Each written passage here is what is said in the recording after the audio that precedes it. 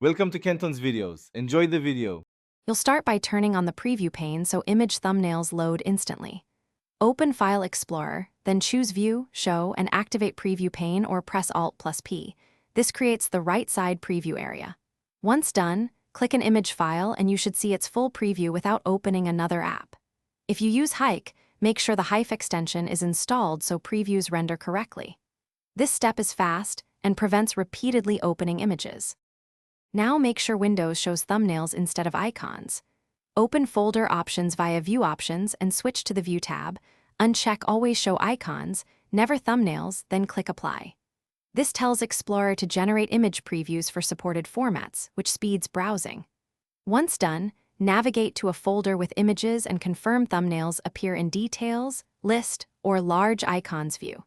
If you want the same behavior across similar folders, choose Apply to Folders so your setting propagates. Finish by using the Photos app for quick, full-size previews. Right-click any image, choose Open With, then Photos. It's fast and supports many formats. If previews are still missing, clear the thumbnail cache, run disk cleanup, check thumbnails, and remove them. This forces regeneration. Also, restart Explorer.